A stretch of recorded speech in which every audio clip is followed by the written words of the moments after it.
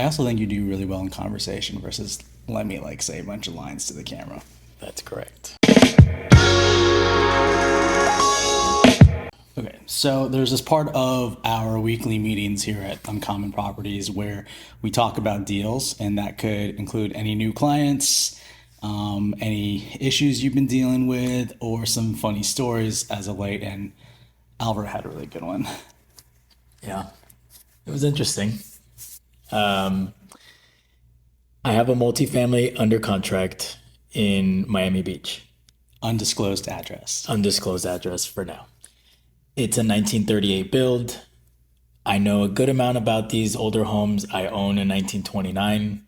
So, I know some of the things to look out for, but when I'm at a property, sometimes, if I see neighbors walking by, I ask them, hey, what do you like about the neighborhood? What do you not like about the neighborhood? What's going on? I do that all the time because they have no reason to lie to you or tell you the truth. They're neutral. Yeah. Yeah.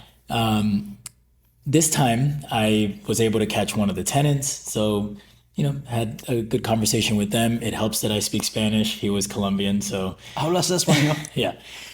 Then I caught the maintenance guy outside, just chatting with him. He, was happy to point out a couple things that he's seen. They were mostly things that we were checking. They were basically all things we were checking anyways. Yeah. But it really just made me want to focus a lot more on a couple points.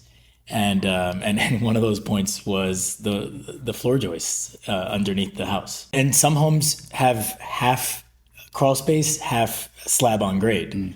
So and you got to know the difference. But there's things there are signs, right? There are symptoms of bad floor joists or crumbling structural integrity of a property. We look at things like, obviously, is there a slope in the floor? Sometimes something as simple as like where the tabletop meets the backsplash, right? You'll see like a gap in between. Yeah. So we really wanted to focus on this, the crawl space. The inspector came back to me and said, hey, there's no access. Yeah. I was like, no, there has to be access. Whenever there's a crawl space, I know that we always have a goal of we're getting into that crawl space. You're going to find a way in. You have to get in. Yeah. There's no way you can go in blind. I mean, look, in the end, if you have to, you have to, because an inspection and all these inspectors always say, we can't see through walls, right? They try to cover their ass as much as they can. And that's fine, right? They can't. And they can't open up walls, right? During an inspection, you're not allowed to do stuff like that. Yeah. If the access is readily available, great. If not, it's the same reason why if you have like potentially old cast iron pipes and you have the ability to stick a camera in there, why wouldn't you? If you have the ability to go under a house and see what's going on under the floors, why wouldn't you? Yeah. And honestly, the access points, they were all blocked off with like wood that was like screwed in, which is not good, right? Like your crawl space needs not good. It's not the best. It needs to vent. So anyway, I just didn't want to take no as an answer. So I went back to the maintenance guy. I told him, I was like, look, there has to be a point of access here. He said, yeah, the owner's closet has access, but we don't have the key. I said, well, that's not okay. Yeah. Where else can we get in? He said, there is an old access that's really tiny in one of the tenants. So it's a 4-unit. So the downstairs tenant in their closet had a little like space, and maybe we can like put a picture, because I think I have a video or a picture of it. And this is the tenant that was home. A tenant that was home. Yeah. Who also was giving me a lot of information that I was to the point where I was like, please speak to the owner. Like I am not representing the owner. So this guy was nice enough to get into that entrance because the inspector couldn't fit in there. Get into that entrance. The maintenance guy. Wow. That I just met. Get into that nice entrance. To meet you. Can you crawl under this house? In like full sand, no suit, nothing. His camera, his cell phone flashlight didn't work. So he's in there, he's crawling in there, and he's trying to get from one point of the property to where the actual access point is, like in the middle. And he loses his way because it's very dark in there. So he loses his way. He has his cell phone on him. He calls the tenant that he knows, right? Yeah. And he goes, "Hey, can you guys start pounding on the floor where your entrance is, so I can locate where I am? Try to find the access point." So we're all banging on the floor, trying to get him to come over to where we are. He's in pitch black. Finally, we start hearing like the door handle like kind of like jiggle a little bit. I'm like, what the hell's going on in there? Like, why can't he open it if he's obviously out of the new access point, right? The bigger one. So he's jiggling, nothing's happening. I'm like, what the hell is going on?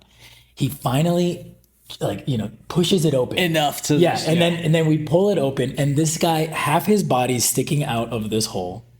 There's junk all over the owner's closet, the storage closet. So he can't get out.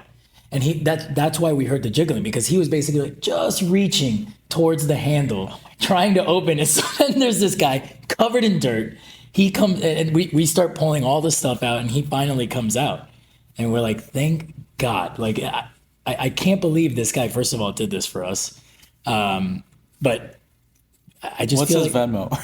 I know, I probably should. I feel bad. But he did the work, and then my inspector was able to get in there. Or at least one of my, we had two inspectors. One of them was 6'4". He wasn't Not getting in. happening. Yeah, and the other inspector is like a 5'4" female, much smaller frame. She got in there very easily. Yeah. And then we had a structural engineer on call. So he was on a video call with our inspector under there, and we caught some stuff that otherwise we wouldn't have seen. Wow. Concrete spalling, which is what I was worried about. Some floor joists were deteriorated. Luckily, not as bad as I imagined. But the concrete spalling is not good for a 1938 property. Yeah.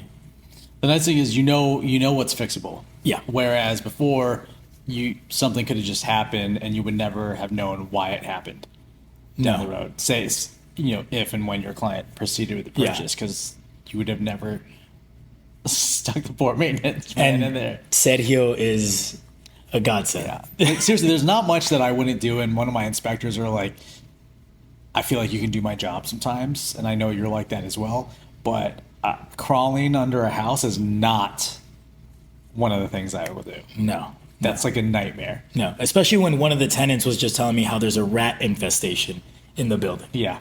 The image of poor Sergio, half his body out of the ground, reaching for this handle in this pitch black closet.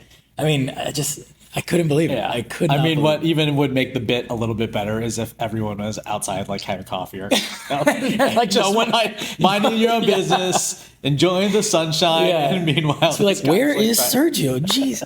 Yeah. So, what's the moral of the story here? Be a dog with a bone. Don't let go of that idea. Yeah. They also told me there was no access to the attic. We found an access point. Boom.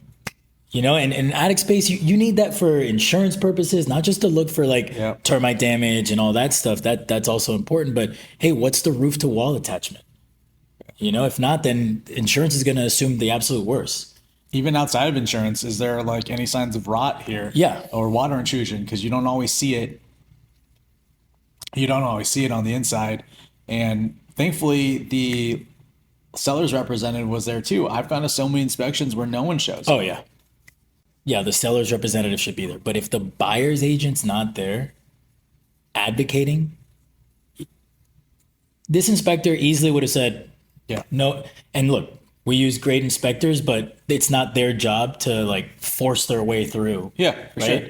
The listing agent told them there's no access. What are they supposed to do? Right? It's also, at least, and I've seen inspectors, I don't think it's any inspector that we work with, their goal isn't to kill the deal. Yeah. Their goal is to let you know everything good, bad, and ugly about this house. That's readily available and easy to see for them, if it's accessible. She tried. Look, I mean, before that, they tried every single access point, and none of them spoke Spanish. So, of course, the maintenance guy just kind of hanging around there. And I'm the type of guy that I will talk to everybody who's there. Mm-hmm. Everybody who's there. I can tell you where everybody's from in that whole building now. The tenants, their daughter, I know the little baby that was there. I mean, everyone that was there, all of that is intelligence, right? Like you're Yeah. collecting intelligence on the property. Another reason why it's good to talk to the neighbors or the people that work on the house or the people that are tenants there. Again, they have no skin in the game. No, And- no, and they're not biased in any way. They don't have some kind of ulterior motive. If I'm in an elevator in a condo, I always ask whoever's in the elevator with me. My clients are right next to me, and I say, "Hey, what do you like about the building? What don't you like about the building?" It's on the seller to disclose. And we live in Yeah. South Florida. Yeah, the onus is on them Yeah. to disclose. So it depends. You got to be careful who you're working with. For us to like be representing a buyer, someone that may own this house, you don't ask the right questions. Yeah. You don't get any answers or the right answers. Yeah, yeah. And if you don't push for access to things, you're not going to get it. Yeah. They're not going to go out of their way to inconvenience people.